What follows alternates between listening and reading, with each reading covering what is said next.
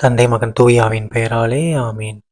மத்தேயு எழுதிய நற்செய்தி வாசகம் அதிகாரம் 16 இறை வசனங்கள் 24 முதல் 28 முடிய.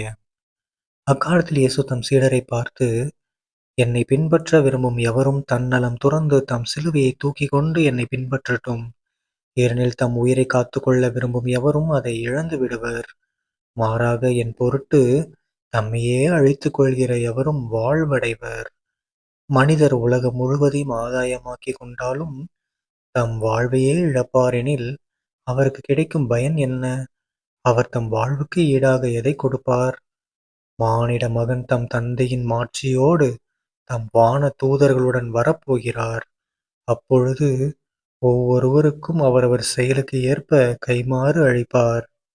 நான் உறுதியாக உங்களுக்குச் சொல்கிறேன், இங்கே இருப்பவருள் சிலர் மானிட மகனது ஆட்சி வருவதைக் காண்பதற்கு முன் சாக மாட்டார் என்றார்.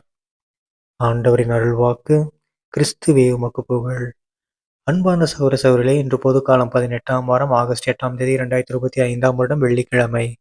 இன்றைய நற்செய்தியில பாருங்க, நம்ம இயேசு கிறிஸ்து ஆண்டவர் நம்ம எல்லாருக்கும் நம்ம வாழ்க்கைக்கு தேவையான விஷயத்த ஒரே வாசகத்துல சொல்லிட்டாரு.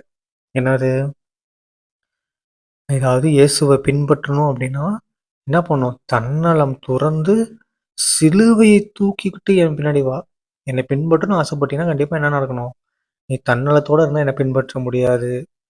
ஓகேங்களா? சிலுவை சுமக்காம நான் ஜாலியா தான் வருவேன். நான் சந்தோஷமா இருந்தா தான் வருவேன். இல்லைன்னா வரமாட்டேன் அப்படின்னா வாய்ப்பில்ல. ஸோ தன்னலம் துறந்து சிலுவையை சுமந்து கொண்டு போனோம்னா மட்டும்தான் நம்ம ஏசப்பாவை பின்பற்ற முடியும். ஓகேங்களா? சந்தோஷமா இருந்து போகலாம். லைட்டா ஒரு சிலுவை வந்தோன்னா என்ன பண்ணிருவோம்? விட்டுட்டு ஓடி வந்துருவோம். ஏசப்பாவை விட்டுட்டு. அதனால தான் ஏசப்பா என்ன சொல்றாரு? சிலுவையை தூக்கிட்டு வா அப்படின்றாரு. அடுத்த வசனம் தான் மிகப்பெரிய வசனம். என்னது? மனிதர் உலகம் முழுவதையும் ஆதாயமாக்கிக் கொண்டாலும் தம் வாழ்வை இழப்பாரெனில் அவர் கிடைக்கும் பயன் என்ன? அவர் தம் வாழ்வுக்கு ஈடாக எதைக் கொடுப்பார்? ஓகேங்களா? இந்த வசனம் எத்தனையோ புனிதர்களுடைய வாழ்க்கையை மாத்தியிருக்கு. கரெக்ட்டுங்களா? நம்ம எல்லாருக்கும் தெரிஞ்ச சவேரியார். அவருடைய வாழ்க்கையை மாற்றின வசனம் இதுதான்.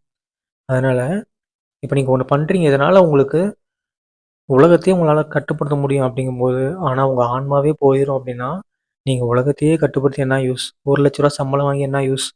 கோடிக்கணக்குல சம்பாதிச்சு என்ன யூஸ்? ஓகேங்களா? ஆன்மா போயிடுச்சுன்னா வேஸ்ட்டு தான். அதனால நம்ம என்ன பண்ணணும்? நம்முடைய நோக்கம் ஃபுல்லா ஆன்மாவை காப்பாற்றக்கூடியதாக இருக்கணும்.